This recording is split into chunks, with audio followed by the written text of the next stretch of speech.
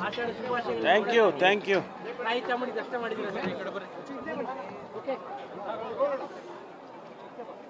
ನಮ್ಮ ಸಂಪ್ರದಾಯದ ಪ್ರಕಾರ ಇವತ್ತು ಭಾಳ ಶ್ರೇಷ್ಠ ದಿವಸ ಅಂತ ಹೇಳ್ತಾರೆ. ಅದಕ್ಕಾಗಿ ಆ ತಾಯಿಯ ದರ್ಶನವನ್ನು ಮಾಡೋದಕ್ಕೆ ನಾನು ನನ್ನ ಶ್ರೀಮತಿಯವರು ಬಂದಿದ್ದೇವೆ, ದರ್ಶನ ಮಾಡಿದ್ದೇವೆ. ರಾಜ್ಯಕ್ಕೆ ಮತ್ತು ಲೋಕ ಕಲ್ಯಾಣಕ್ಕೆ ಒಳ್ಳೆಯದಾಗಲಿ ಅಂತ ಹೇಳಿ ಪ್ರಾರ್ಥನೆ ಮಾಡಿದ್ದೇನೆ. ನಮಗೆ ಪ್ರತಿ ವರ್ಷವೂ ಕೂಡ ಮಳೆ ಬೆಳೆ ಚೆನ್ನಾಗಾದರೆ ರಾಜ್ಯಕ್ಕೆ ಮತ್ತು ರಾಷ್ಟ್ರಕ್ಕೆ ಭಾಳ ಒಳ್ಳೆಯದಾಗುತ್ತೆ. ಇಲ್ಲದೆ ಹೋದರೆ ಭಾಳ ಜನ ತೊಂದರೆಗೀಡಾಗ್ತಾರೆ, ಭಾಳ ಕಷ್ಟಗಳನ್ನು ಅನುಭವಿಸ್ತಾರೆ. ಹಿಂದೆಲ್ಲ ನಾವು ಬರಗಾಲಗಳು ಬಂದಂಥ ಸಂದರ್ಭದಲ್ಲಿ ನೋಡಿದ್ದೇವೆ. ಇದು ಸರ್ಕಾರಕ್ಕೂ ಕೂಡ ಒಂದು ಸವಾಲಾಗುತ್ತೆ. ಅದಕ್ಕಾಗಿ ನಾನು ಪ್ರಾರ್ಥನೆಯನ್ನು ಸಲ್ಲಿಸಿದ್ದೇನೆ. ಸರ್, ಈಗ ಕಾಂಗ್ರೆಸ್ಸಲ್ಲಿ ಸೆಪ್ಟೆಂಬರ್ ಕ್ರಾಂತಿನೇ ಚರ್ಚೆ ಆಗ್ತಾ ಇರುವಂಥದ್ದು, ಆಸ್ ಎ ಸೀನಿಯರ್ ಆಗಿ ನಿಮಗೆ ಕ್ರಾಂತಿ ಕಾಣ್ತಾ ಇದೆಯಾ? ಅದರ ಬಗ್ಗೆ ಯಾವುದನ್ನು ಕೂಡ ನಾನು ಪ್ರತಿಕ್ರಿಯೆ ಮಾಡೋದಕ್ಕೆ ಹೋಗಲ್ಲ. ಯಾಕೆಂದರೆ ನಾನು ಬಂದಿರೋದೇ ಈಗ ಧಾರ್ಮಿಕ ವಿಚಾರಕ್ಕೆ, ದೇವಸ್ಥಾನಕ್ಕೆ, ತಾಯಿಯ ದರ್ಶನಕ್ಕೆ ಬಂದಿದ್ದೇನೆ.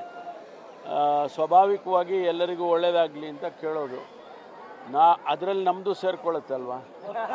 ಹಾಗಾಗಿ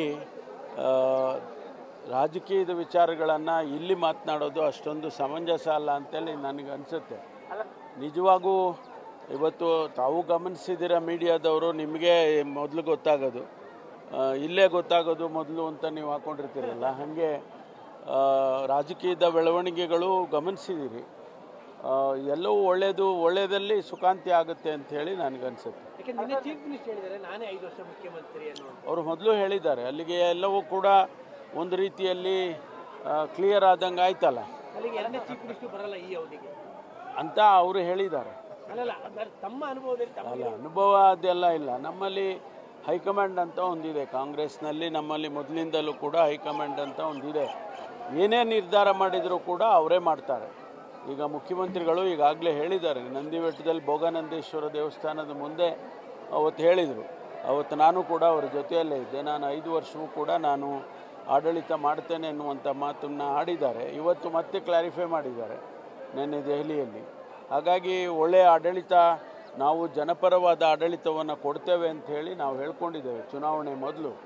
ಅದಕ್ಕಾಗಿ ಅದನ್ನು ಮಾಡ್ತಾ ಇದ್ದೇವೆ, ಮುಂದೆನೂ ಕೂಡ ಮಾಡ್ತೇವೆ. ನಮಗೆ ಗೊತ್ತಿಲ್ಲ ಅದೆಲ್ಲ ನಮ್ಮವರೆಗೂ ಬರಲೇ ಇಲ್ಲ. ಅದು ನಮ್ಮ ತನಕ ಯಾರಾದರೂ ಬಂದು ಹೇಳಿದರೆ, ನಮ್ಮ CLP ಸಭೆಯಲ್ಲಿ ನಮ್ಮ ಜನರಲ್ ಸೆಕ್ರೆಟರಿಗಳು ಬರ್ತಾರೆ, ಅನೇಕ ಸಂದರ್ಭದಲ್ಲಿ ಸಭೆ ಮಾಡಿದ್ದಾರೆ. ಅವ್ರು ಯಾರಾದರೂ ಹೇಳಿದರೆ ಬಹುಶಃ ಈ ಗೊಂದಲನೂ ಕೂಡ ಆಗ್ತಾ ಇರಲಿಲ್ವೋ ಏನೋ. ಸಾಕು, ಥ್ಯಾಂಕ್ ಯು. ನ್ಯೂಸ್ ಫಸ್ಟ್, ನಿರ್ಭೀತಿಯಿಂದ ನಿಮ್ಮ ಪರವಾಗಿ.